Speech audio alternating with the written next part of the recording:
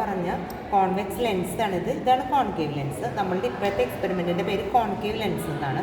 അപ്പോൾ ഇതിന് തന്നെ ഇമേജ് ഉണ്ടാക്കാൻ പറ്റില്ല. ഇതിൻ്റെ കൂടെ ഹെൽപ്പ് ഉണ്ടെങ്കിൽ മാത്രമേ ഇതിൻ്റെ ഇമേജ് കാണാൻ പറ്റുള്ളൂ, അതുപോലെ തന്നെ ഫോക്കൽ ലെങ്ത് കണ്ടുപിടിക്കാൻ പറ്റുള്ളൂ.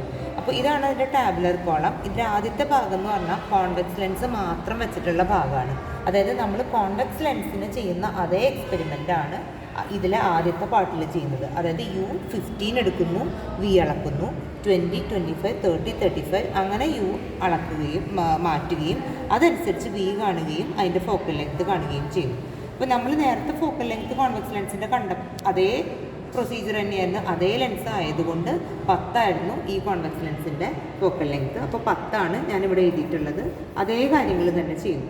ഇനിയാണ് കോമ്പിനേഷൻ എന്ന് പറഞ്ഞാൽ കോൺവെക്സ് ലെൻസിൻ്റെ ബാക്കിലായിട്ട് ഈ പറഞ്ഞ കോൺകേവ് ലെൻസ് വെക്കുന്നു. നമ്മളിത് വെക്കുന്നത് 30 സെൻറ്റിമീറ്ററിലാണ് വെക്കുന്നത്. ഇവിടെ നിന്ന് 30 സെൻറ്റിമീറ്ററിൽ വെക്കുന്നു. നമുക്കിവിടെ ഒരു ക്ലിയർ ഇമേജ് ഉണ്ടാക്കുന്നു.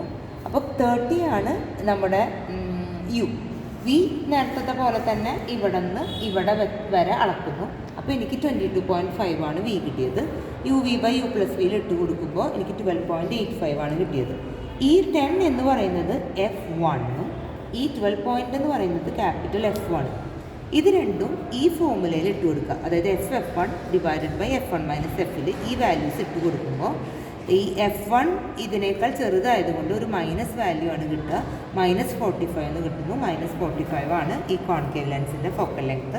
കോൺകേവ് ലെൻസിന് എപ്പോഴും ഒരു മൈനസ് സൈൻ ഉണ്ടായിരിക്കും. അത് മീറ്ററിലേക്ക് ആക്കാൻ 10⁻² എന്ന് ചേർക്കണം. അപ്പോൾ അതാണ് ഇവിടെ റിസൾട്ടിൽ -45 × 10⁻² മീറ്റർ എന്ന റിസൾട്ടിലേക്ക് എടുത്തെഴുതണം.